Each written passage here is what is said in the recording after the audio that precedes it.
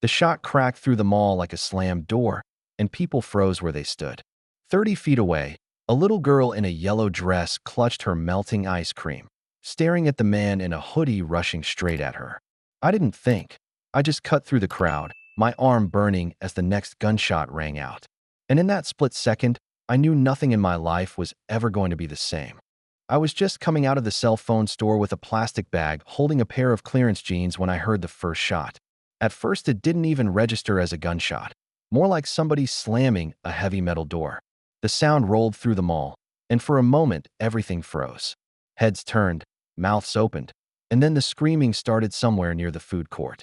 A baby cried out, a tray of food hit the floor, and the crowd shifted in that confused way people do when nobody knows if they should run or stay put.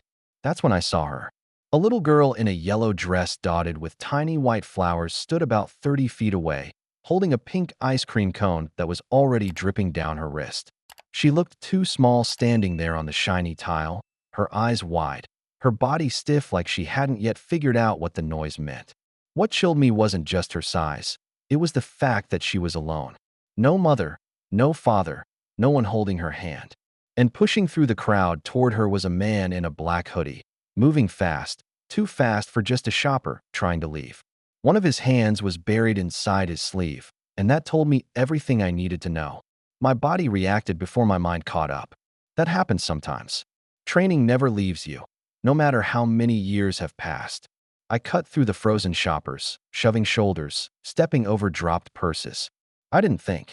I didn't calculate. I just knew that if I didn't move, she was going to die. The second gunshot ripped through the air, louder and closer this time.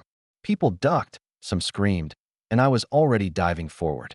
I hit the girl with my shoulder, wrapping her up like a football, pulling her to the ground as the shot echoed off the glass storefronts. Her ice cream exploded across the tile in a pink smear. A hot, sharp pain tore through my right arm, sudden and blinding, but I held on tight. She was shaking beneath me, her breath quick and shallow, but she wasn't hurt. The man in the hoodie didn't wait. As soon as he saw her out of reach, he turned and bolted back into the stampede of panicked shoppers. Security was shouting somewhere, radios crackling, but my focus stayed on the little girl. "You okay, kid?" My voice came out tight, but steady. She nodded once, her face pale, tears shining in her eyes, but she was still holding on to me like I was the only solid thing in that chaos. Sirens wailed faintly in the distance, growing louder every second. Then I heard her name. Lily. The shout came from across the food court, sharp and desperate. A tall woman in a dark skirt and blazer came running, her heels clicking hard against the floor. She dropped to her knees beside us, yanking the girl into her arms, her voice breaking as she repeated the name over and over. "Lily, oh my God, Lily."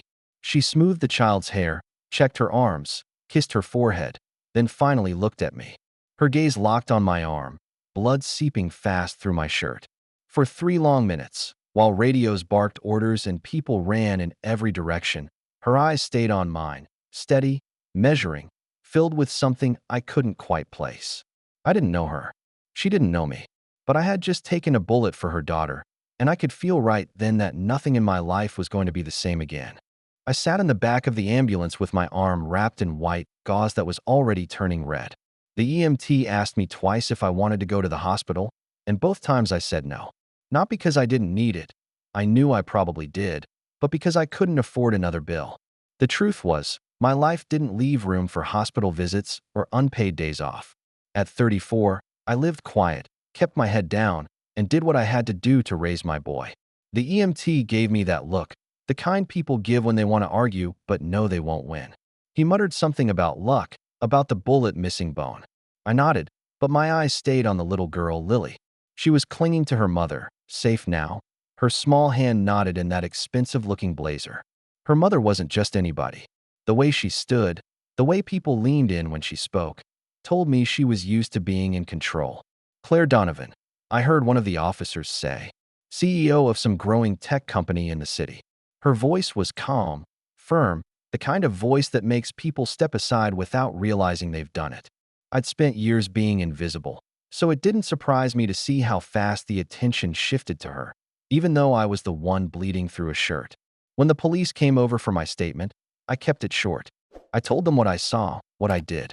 One officer barely looked up from his clipboard, his pen scratching as if I was wasting his time. "So, you just happened to be there?" he asked, his tone flat. "Yeah," I said. "Just walking by." He wrote something down without looking at me. Didn't say thanks. Didn't even meet my eyes. That stung, though I pretended it didn't. I'd been treated like that before. Like trouble waiting to happen instead of a man who'd just put himself between a bullet and a child.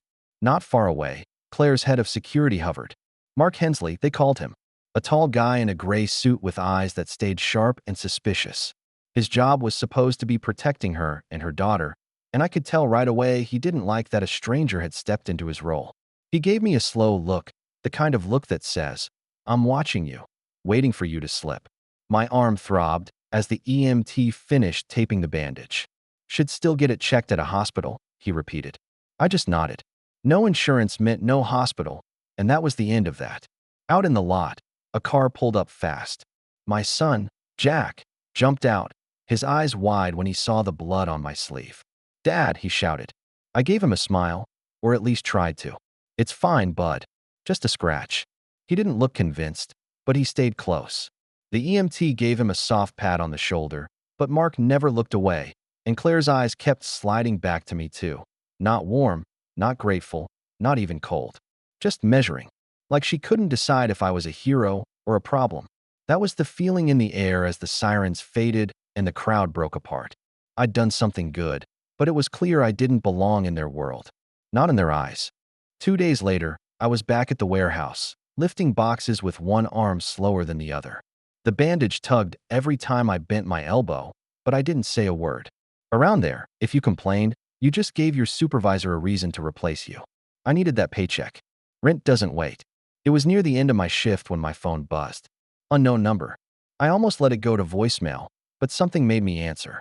"Mr. Cole." The voice was sharp, clipped. "This is Mark Hensley, head of security for Donovan Tech. We need to speak. Today." It wasn't a request. By that afternoon, I was standing in a glass lobby that smelled like money.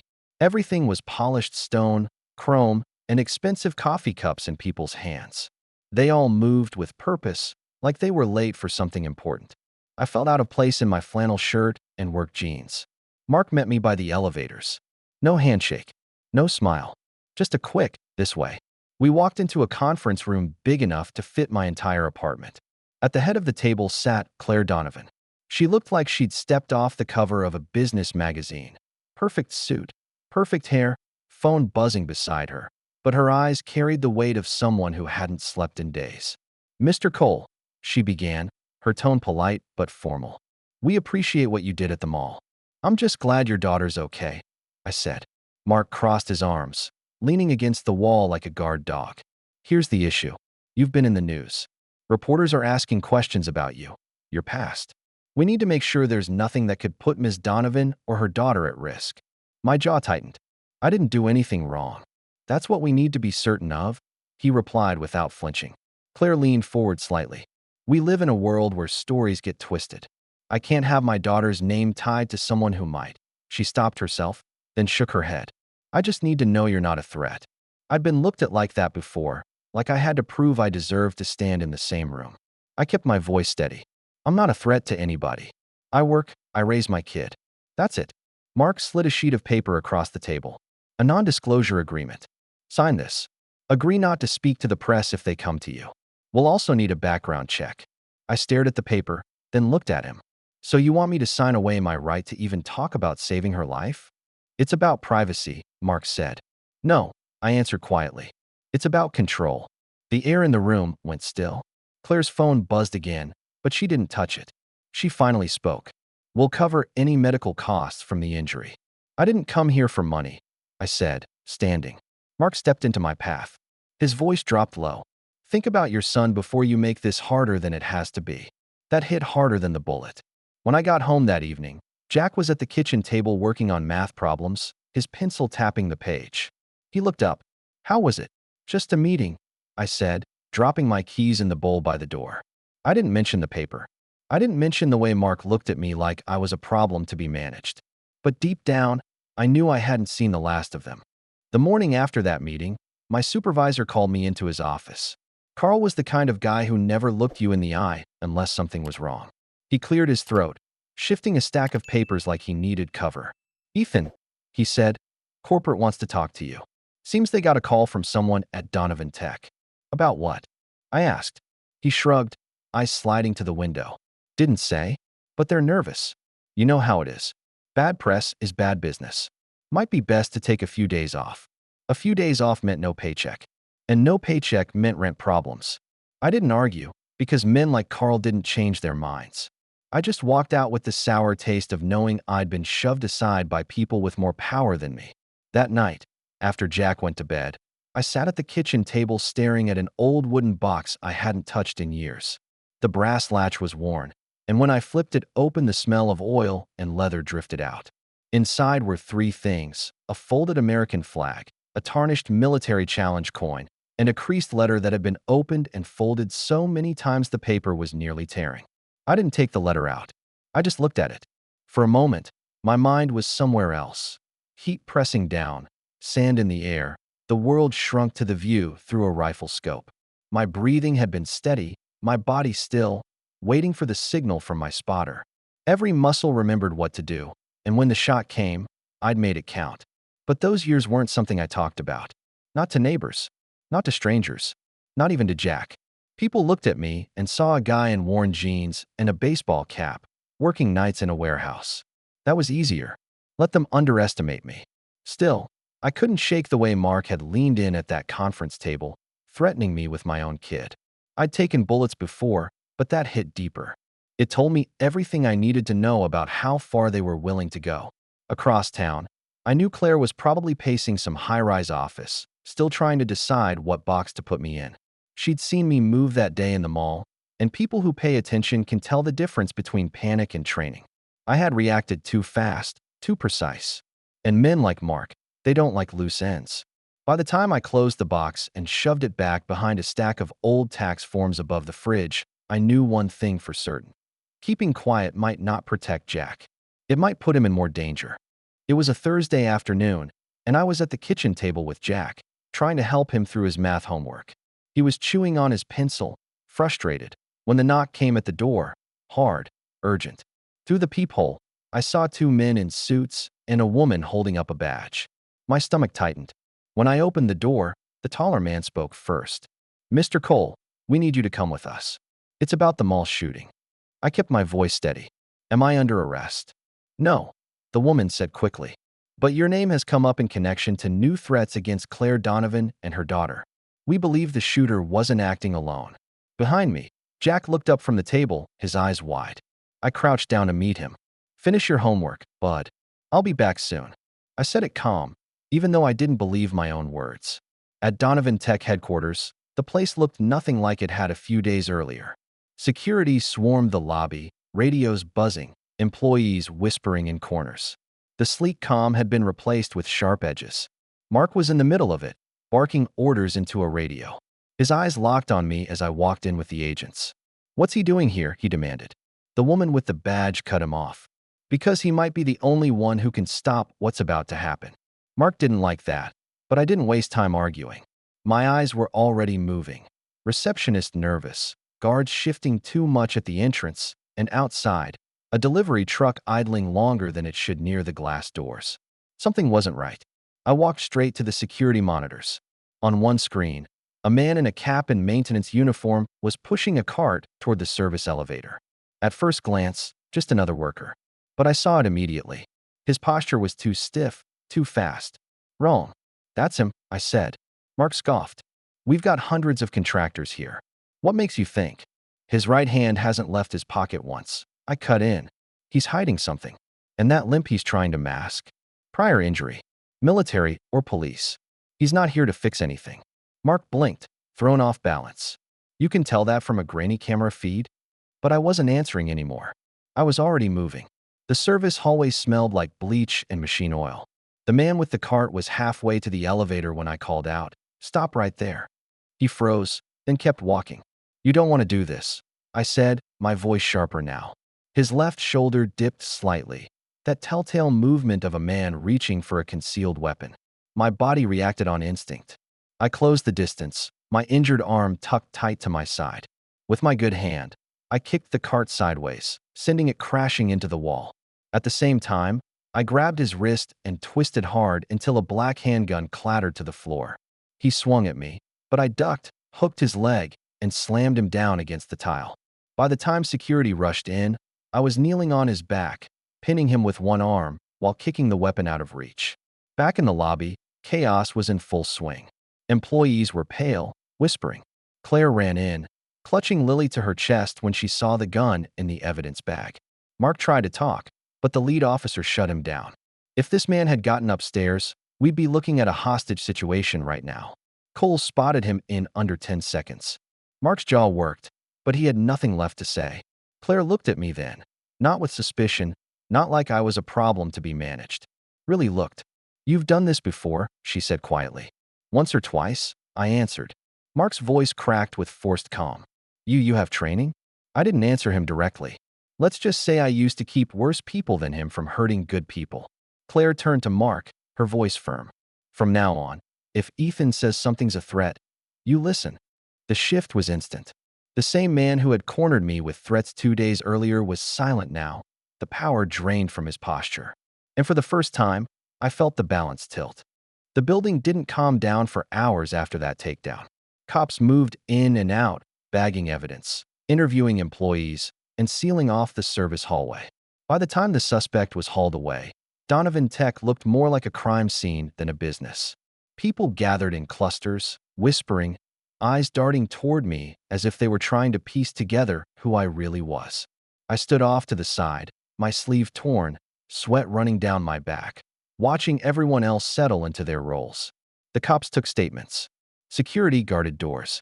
Mark sulked in silence. And then Claire walked toward me, her daughter clinging to her side. "You didn't have to come today," she said, her voice lower than I'd ever heard it. "I know," I replied.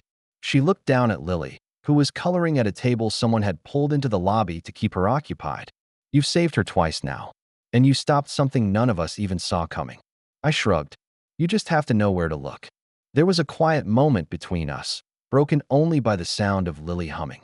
Claire's eyes didn't carry that same suspicion anymore. There was something else there, respect, maybe even a little regret.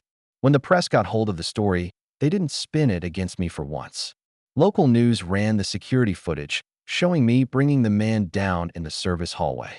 The headlines read, "Single dad stops second attack at Donovan Tech." Reporters called me a hero, a man of few words, someone who just acted when it mattered. For once, the attention didn't come with suspicion. No sideways looks. No questions about what I was hiding. Just recognition. 2 days later, Claire asked me back to her office. This time when I walked through the lobby, the employees didn't stare like I didn't belong. Some nodded. A few smiled. One woman even clapped quietly as I passed.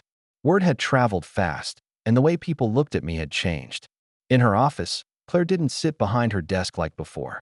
She stood by the window, city skyline glowing in the late afternoon light. "I owe you an apology," she said plainly. "I judged you based on how you looked, not who you are. That's not the kind of person I want to be, and it's not the example I want to set for my daughter." I nodded, but I didn't let her off the hook with a quick "it's fine." I stayed quiet. Sometimes silence says more than words. She filled it. "I also owe you thanks. Twice now you've put yourself in danger to protect Lily. That's not something I can repay with words." She took a breath, steadying herself. "I'd like to offer you a position here. Head of our corporate security." I blinked. "I already have a job. One that barely pays you and doesn't use half your skills," she countered. "This comes with benefits. Health insurance for you and your son. A salary that means you don't have to worry about rent every month." I looked at her for a long moment. "You sure your head of security will be okay with that?" Her smile sharpened. "He's no longer our head of security. Mark was let go this morning. His arrogance nearly cost lives." For the first time since the mall, I felt something shift inside me. Not pride exactly, not relief either. Just the sense that maybe, for once, I wasn't invisible. When Claire put that offer on the table, I didn't know what to say at first. I'd spent years working jobs where nobody remembered my name at the end of the shift, and suddenly I was being asked to lead security for a company that looked like it had more money in the lobby furniture than I made in a year. "I've got my boy to think about," I said finally. "I can't risk stability." She shook her head. "Ethan, You've been risking everything already, just without the payoff. You've proven yourself twice in ways that most trained professionals couldn't. This isn't charity. It's necessity. We need someone who can see threats before anyone else does. And I need someone I can trust around Lily. The way she said it, calm, steady, carried weight. It wasn't just an offer. It was a decision. I thought about Jack. About the nights I came home so bone-tired from the warehouse that I barely had the energy to ask about his day. About the medical bills I avoided, the rent checks that came down to the last dollar. And about the way Mark had tried to corner me, threatening my son. If I stayed where I was, men like that would always have leverage over me. What about background checks? I asked quietly. Claire's expression softened. We'll run what we need to, but I've already looked into you. All I found was honorable service, sealed records, and a father raising his son the best way he can. That's good enough for me. I studied her for a moment, waiting for the catch. There wasn't one. Finally, I nodded. All right, I'll take it. A small smile broke across her face, not the polished Theo smile I'd seen before, but something closer to genuine relief. Good. Welcome to Donovan Tech, Mr. Cole. The next week, I traded my flannel shirts for a clean black suit with a badge clipped to my belt. Walking those halls felt strange at first. Employees who used to stare through me now stopped to greet me. Some even asked me for advice, not just about safety, but about life. Word had spread fast about what had happened, and for once the story didn't paint me as a liability. Jack noticed the change too.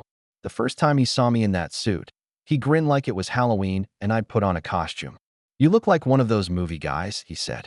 Yeah, I told him, tugging the tie loose. But don't get used to it. I'm still your old man. Deep down, though, I knew something had shifted. I wasn't just working to survive anymore. For the first time in years, I was working to build something. The first weeks at Donovan Tech felt like stepping into another world. I'd gone from pushing pallets in a warehouse to walking clean halls lined with glass and steel. At first, I felt like an imposter every time I swiped my badge. But little by little, that feeling started to fade. People who used to glance past me now nodded, said good morning, even asked me questions. Not just about security, but about life, how to stay calm in chaos, how to deal with pressure. Claire made sure everyone in the company knew the story. At a staff meeting, she stood on stage in front of hundreds of employees and said it plain. I misjudged someone because of class and appearance. That's not leadership. That's bias. And we are going to be better than that. Hearing her say it publicly, admitting her mistake, was something I didn't expect from a CEO. But it mattered. One of the first changes I pushed for was a veterans hiring program. Too many guys I'd served with were out there bouncing from one dead-end job to another, their skills wasted, their pride buried under bills. Donovan Tech launched the program within weeks, and soon we had dozens of former service members working jobs that fit who they were. Some walked straighter for the first time in years. Others finally had a place where their experience wasn't just tolerated, it was valued. Lily sometimes came by after school, running down the halls with Jack like they'd been friends forever. She'd wave at me from the break room, usually with a cookie she wasn't supposed to have. Watching them laugh together in a building where people once looked at me like a problem was a reminder of how quickly life can turn. Claire changed too. She wasn't just the CEO in a sharp suit anymore. She made a point of being present, listening more than talking, giving credit where it was due. And though she never said it outright, I could tell she saw me differently now, not just as the man who saved her daughter, but as someone she could lean on. Mark, on the other hand, didn't land so well. Word about his failure spread fast. He tried to get another security job, but arrogance doesn't sell once it's exposed. Last I heard, he was working for a small firm in another state. Maybe he learned something. Maybe not. I didn't waste time thinking about him. For me, the change wasn't about titles or money. It was about being seen. About walking into a room and knowing I wasn't invisible anymore. And for Jack, it was about more than stability. It was about pride. When he told his teacher his dad worked at Donovan Tech, he said it with a grin. That was worth more than any paycheck. A year later, the lobby at Donovan Tech didn't look the same. The polished glass and steel were still there, but the walls now carried framed photos from food drives, safety workshops, and after-school programs. In almost every picture, I showed up somewhere, sometimes in the background teaching kids self-defense, sometimes standing up front talking about how to stay calm when the world turns upside down. I still wore my old baseball cap sometimes, but not pulled low over my face like before. Now it sat on the corner of my desk, more of a reminder than a shield. People here knew me. They called me by name. And more than that, they trusted me. Jack had settled into middle school and found his place running down the halls with Lily, the two of them laughing like they'd been brother and sister their whole lives. Seeing them together in a place where I'd once been treated like an outsider was its own kind of reward. The veterans program I'd pushed for had taken root.